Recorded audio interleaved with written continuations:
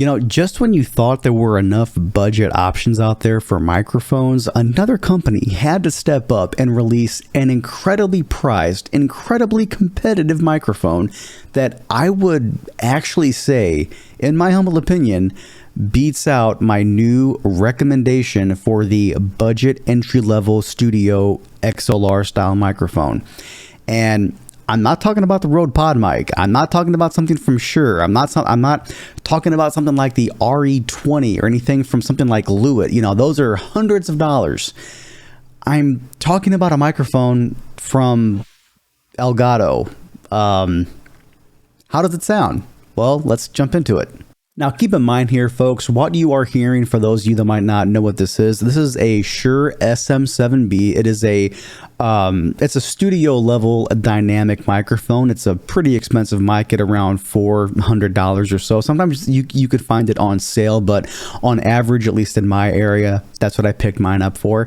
This is the kind of microphone that you would normally buy it once and your great grandkids could end up using it. You know what I mean? Like, they are built really tough. They can last for years, if not for decades. And a matter of fact, some of these from the 70s are actually still around in use in studios to this day. So this microphone has a very legendary heritage, if you ask me. Like, just people know what these are, okay? And to interface with this going into my PC, I have it hooked up to my full-size TC Helicon Go XLR. And this is not the way it sounds out of the box. This has a pretty mild EQ on it. Again, all done in the Go XLR software. And a matter of fact, I'll go ahead and show you this right now, okay? Now, full transparency here, I actually do have this going through a cloud lifter to give me a little bit more of that clean gain. But what I'm going to do here for you, though, is I'm going to swap this over to a flat profile so you can hear how this sounds right out of the box to compare it to the Elgato microphone out of the box, okay? So I'm going to go ahead and just double click this flat right here.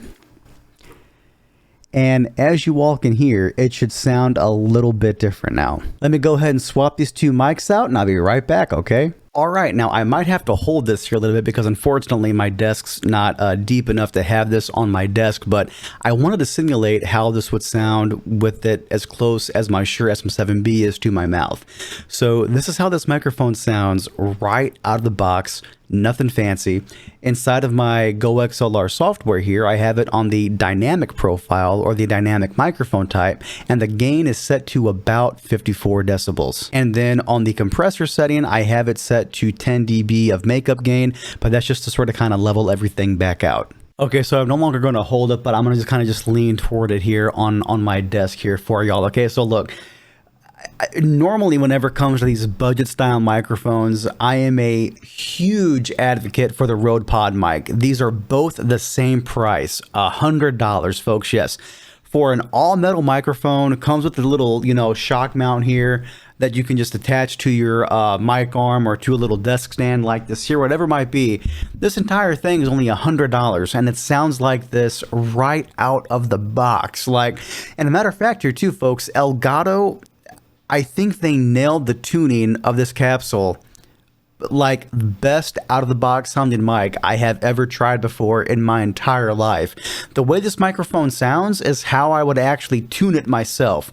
I would add a little bit of bass, cut the mids, and I would boost the highs just a bit, how I normally do on my Shure SM7B. And the funny thing here is, folks, is that this microphone sounds just like that right out of the box. For $100, you cannot beat this. So this is going to be my brand new recommendation for an entry-level style XLR microphone. I mean, like, for a budget entry-level dynamic microphone, Elgato, I think you guys and gals absolutely knocked it out of the park with this thing. But there is actually one thing you can do for this, I bet, to make it sound even better, just to get a little bit more warmth in there, because don't get me wrong, out of the box, I think this microphone, to my ears, sounds perfect, and it sounds exactly the way I would EQ it myself if I had to, but maybe you can warm it up a little bit. So I got this extra little, microphone windscreen here. I got it on Amazon for like 20 bucks for my old RODE Podmic. So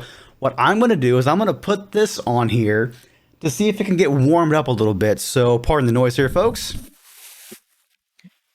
That is hilarious, and it actually fits too. And honestly, I think on here, It looks pretty good. What do y'all think, huh? So with all that being said, hey everybody, what's going on? My name is Terry. Welcome back to the channel. Windscreen test here on the Elgato Wave XLR microphone. Check, check, 1, 2, check, check, 1, 2. Now, normally whenever you add a windscreen like this here to a microphone, it should get rid of some of the plosive. So pop, pop, pop, Peter Piper picked a peck of pickled peppers.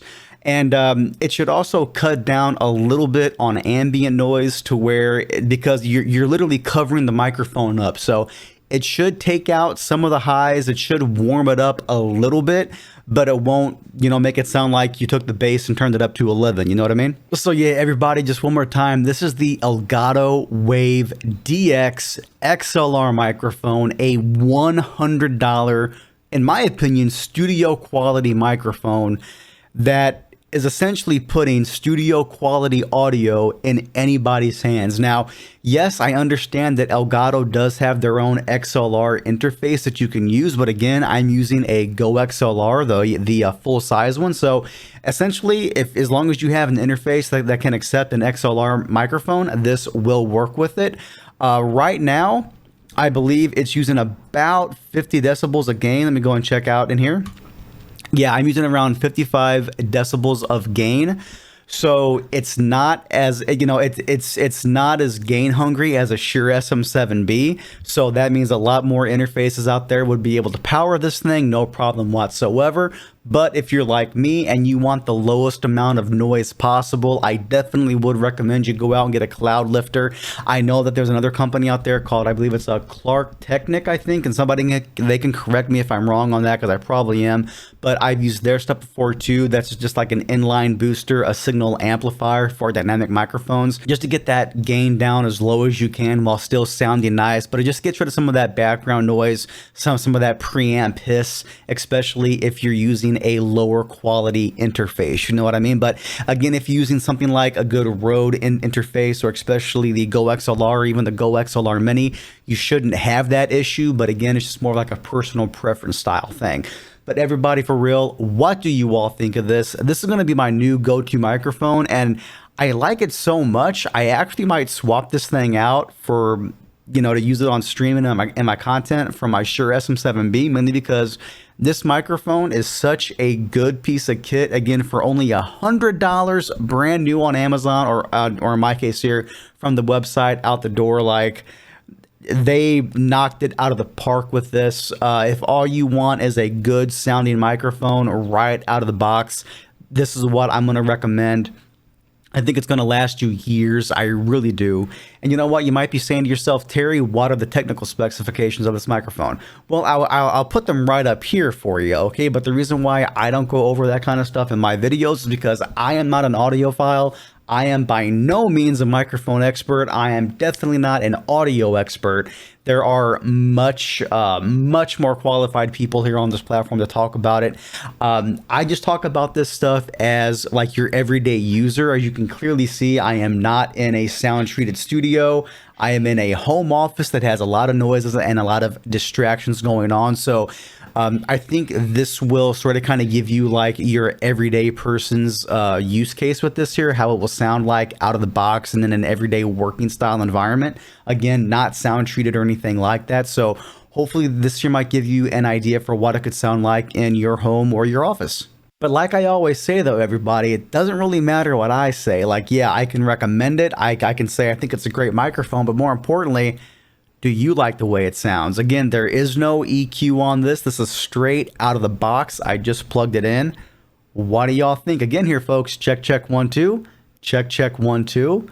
Are you going to pick one of these things up? Do me a favor, sign up for the comments below, and I will catch you guys and gals next time.